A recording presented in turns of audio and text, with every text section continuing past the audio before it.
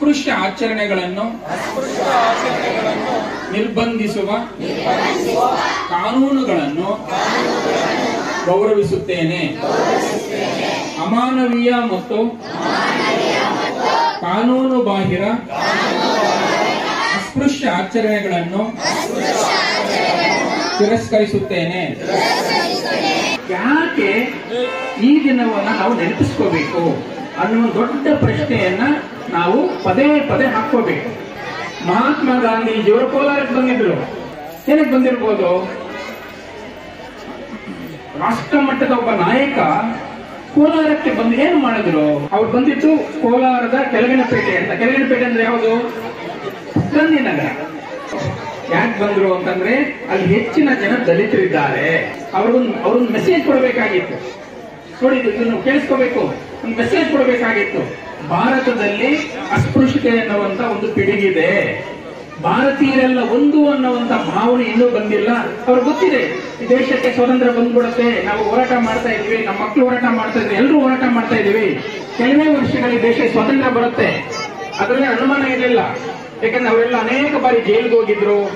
ಅವರ ಹಾಗೆ ಅನೇಕರು ಹೋರಾಟಗಳನ್ನ ಮಾಡ್ತಾ ಇದ್ರು. ನಿಮ್ಮಂತ ಮಕ್ಕಳು, ಶಾಲೆಯಲ್ಲಿರುವಂತಹ ಮಕ್ಕಳು ಶಾಲೆಯನ್ನು ಬಹಿಷ್ಕಾರ ಮಾಡಿ ಬ್ರಿಟಿಷರ ವಿರುದ್ಧ ಹೋರಾಟವನ್ನ ಮಾಡ್ತಾ ಇದ್ರು. ಎಲ್ಲದರ ಫಲವಾಗಿ ಸ್ವಾತಂತ್ರ್ಯ ಬರುತ್ತೆ ಅಂತ ಗೊತ್ತಿತ್ತು. ಆದ್ರೆ ಸ್ವತಂತ್ರ ಬಂದ ಮೇಲೆ ದೇಶ ಹೇಗಿರಬೇಕು ಅನ್ನುವಂತಹ ಒಂದು ಕಲ್ಪನೆ ಗಾಂಧಿಗಿತ್ತು. ಹಾಗಾಗಿ ಅವರು ಕೋಲಾರಕ್ಕೆ ಬಂದ ಕೆಳಗನಪೇಟೆಗೆ ಬಂದ್ರು. ಏನಕ್ಕೆ ಅಂತಂದ್ರೆ ಅಲ್ಲಿನ ಅಸ್ಪೃಶ್ಯ ಜನಾಂಗ ಇದಾರಲ್ಲ, ಅವರಿಗೆ ಬೇರೆ ಜನರ ಜೊತೆಗೆ ಬೆರೆಯುವಂತ ಕೆಲಸ ಮಾಡಬೇಕು, ಬೇರೆಯವರ ಇವರು ಕೂಡ ತಲೆ ಎತ್ತಿ ನಡೆಯುವಂತೆ ಆಗ್ಬೇಕು ಅನ್ನುವಂತ ಒಂದು ಸಂದೇಶವನ್ನು ಕೊಡಬೇಕಾಗಿತ್ತು. ಆಗ ಕೆಳಗನಪೇಟೆಗೆ ಬಂದು ಅಸ್ಪೃಶ್ಯತೆಯ ಬಗ್ಗೆ ಅವ್ರು ಮಾತಾಡಿದ್ರು. ಈ ದೇಶದಲ್ಲಿ ಬರಬೇಕಾದ್ರೆ ಒಗ್ಗಟ್ಟು ಅಂತೀವಲ್ಲ, ನಾವೆಲ್ಲ ಒಂದು ಅಂತೀವಲ್ಲ, ಮುಸ್ಲಿಮರು ಬೇರೆ, ದಲಿತರು ಬೇರೆ, ಕ್ರಿಶ್ಚಿಯನ್ಸ್ ಬೇರೆ, ಆತರ ಇಲ್ಲ. ನಾವೆಲ್ಲ ಕೂಡ ಒಂದು ಅಂತ ಆಗ್ಬೇಕಲ್ವಾ? ನಾವೆಲ್ಲ ಒಂದು ಅಂತ ಆಗ್ಬೇಕು ಅಂತಂದ್ರೆ ನಮ್ಮಲ್ಲಿರುವಂತ ಸಣ್ಣ ಸಣ್ಣ ವ್ಯತ್ಯಾಸಗಳು, ಸಣ್ಣ ಪುಟ್ಟ ವ್ಯತ್ಯಾಸಗಳಿದೆಯಲ್ಲ, ಆ ಸಣ್ಣ ಪುಟ್ಟ ವ್ಯತ್ಯಾಸಗಳು ಹೋಗ್ಬೇಕು. ಆ ಹೋಗಿಸುವಂತ ಕೆಲಸ ಇದೆಯಲ್ಲ, ಅದು ಇವತ್ತು ಅಂದ್ರೆ ಸ್ವಾತಂತ್ರ್ಯದ ದಿನದಂದು ನಾವು ಆ ಕೆಲಸವನ್ನು ಮಾಡಬೇಕು. ಅದಕ್ಕೆ ಒಂದು ಪುಟ್ಟ ಪ್ರತಿಜ್ಞೆ ಕೂಡ ಇದೆ. ಪ್ರತಿಜ್ಞೆನ ನೀವೆಲ್ಲ ಕೂಡ ಸ್ವೀಕಾರ ಮಾಡಬೇಕು.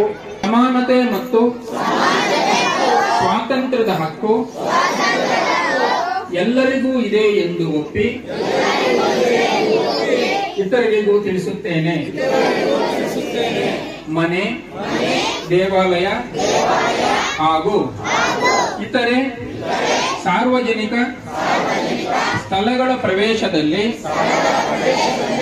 ಎಲ್ಲ ಜಾತಿಯ ಜನರನ್ನು ಸಮಾನವಾಗಿ ಕಾಣುತ್ತೇನೆ. ಎಲ್ಲ ಬಗೆಯ ಅಸ್ಪೃಶ್ಯ ಆಚರಣೆಗಳ ಬಗ್ಗೆ ಇತರರಿಗೂ ತಿಳುವಳಿಕೆ ನೀಡಿ ಭಾರತವನ್ನು ಅಸ್ಪೃಶ್ಯತೆ ಮುಕ್ತ ರಾಷ್ಟ್ರವನ್ನಾಗಿ ಮಾಡಲು ಈ ಮೂಲಕ ಪ್ರತಿಜ್ಞೆ ಮಾಡುತ್ತಿದ್ದೇನೆ.